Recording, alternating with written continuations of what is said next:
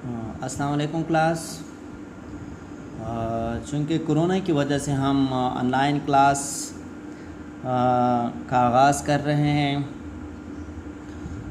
सबसे पहले आज के लेक्चर में हम गामा फंक्शंस को अंडरस्टैंड करेंगे, गामा फंक्शन को। लेकिन इससे पहले हम अगर प्रीवियस जितना भी हमने अंडरस्टैंड किया है उनको 2-3 मिनट में हम रिवाइज़ कर रहे हैं और फिर हम गामा फंक्शंस की तरफ आएंगे। चूँकि हमने स्टार्ट कोरोना से पहले जो हमने स्टार्ट लिया था वो डिफरेंशियल इक्वेशन से स्टार्ट लिया था कि डिफरेंशियल इक्वेशंस क्या होते हैं, और उसके बाद हमने degree of the differential equation और order of the differential equations को भी हमने अंडरस्टैंड किया था प्रीवियस लेक्चर्स में से। और उनके बाद हमने यह भी अंडरस्टैंड किया था कि how we can form the differential equation, हम डिफरेंशियल इक्वेशंस को किस तरह बनाते हैं। क्योंकि एक गिवन फैमिली गिवन होगा, उनमें से जितने भी आपके आर्बिट्रेरी कांस्टेंट्स मौजूद थे तो उतनी ही टाइम हम उनको डेरिवेटिव करते थे, तो एक हम डिफरेंशियल इक्वेशंस को बना देते थे।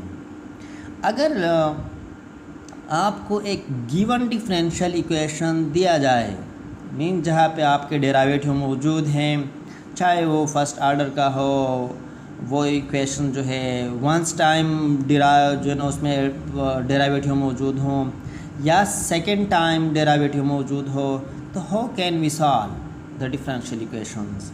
Just by taking integration we can get the solution of the partial of the differential equation.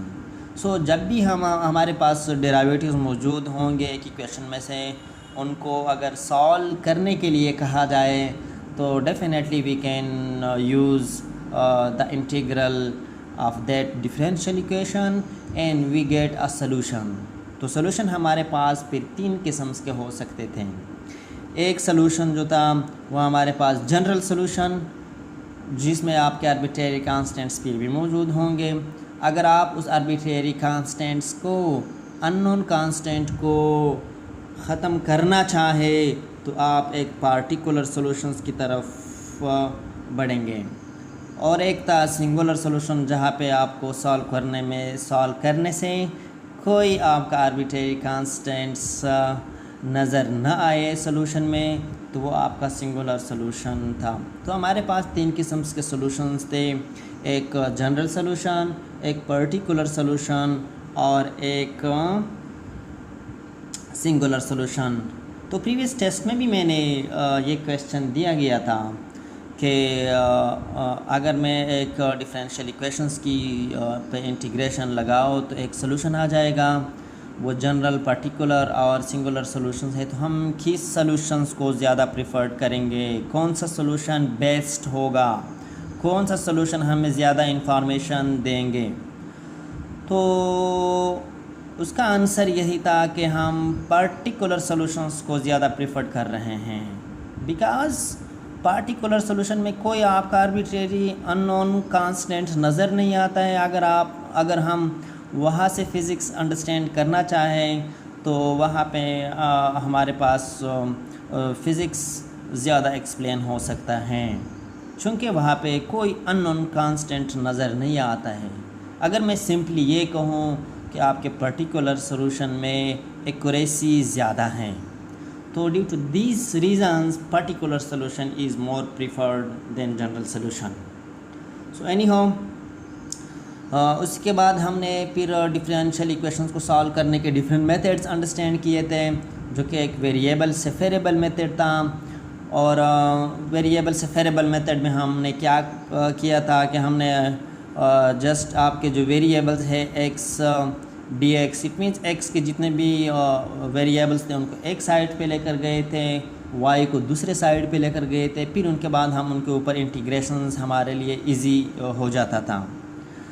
तो प्रीवियस टेस्ट में मैंने ये भी आपको क्वेश्चन दिया गया था कि क्या ऐसा मेथड है जो इंटीग्रेशन के बग़ैर हमें सॉल्यूशंस पे ले जाए। तो वैसे मैं कल देख रहा था आप लोगों का टेस्ट में चेक जो कर रहा था, तो अक्सर स्टूडेंट्स का यही आंसर था कि वेरिएबल सेफरेबल मेथड जो है वो बग़ैर इंटीग्रेशंस के हमें आंसर दे रहे हैं। So that answer was totally wrong, क्योंकि वेरिएबल सेफरेबल मेथड में हम जस्ट वेरिएबल को सेपरेट करते थे ताकि हमारे लिए इंटीग्रेशन इजी हो जाए, फिर उनके बाद हम इंटीग्रेशन उनके ऊपर लगा देते थे। लेकिन फ्रोबेनियस मेथड जो है वो विदाउट ऑफ इंटीग्रेशन हमें एक डिफरेंशियल इक्वेशंस के सॉल्यूशंस पे ले जाते हैं। So the solution was that कि फ्रोबेनियस मेथड, और भी मेथड्स हैं, हम इसी ही कोर्स में अंडरस्टैंड करेंगे कि हम इंटीग्रेशन के बग़ैर सॉल्यूशन गेन कर सकते हैं। सो एनी होम वेरिएबल से वेरिएबल के बाद हम आगे बढ़ गए थे एक और मेथड की तरफ, जो कि होमोजेनियस इक्वेशंस को भी हमने अंडरस्टैंड किया था कि होमोजेनियस इक्वेशंस क्या होते हैं, और कुछ इक्वेशंस अगर होमोजेनियस नहीं है तो हम उनको रिड्यूसेबल टू होमोजेनियस इक्वेशन, ये भी अंडरस्टैंड किया था कि हम उनको होमोजेनियस बना सकते हैं।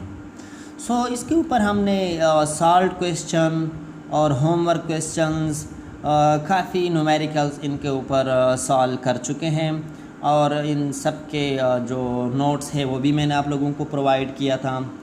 सो फिर अगर हम आगे चले जाए कि रिड्यूसेबल टू होमोजेनियस इक्वेशन से आगे हम फिर फ्रोबेनियस पे पहुंच गए थे कि फ्रोबेनियस मेथड क्या है। Frobenius method is that method in which we can get the solution of the differential equations without of taking integration.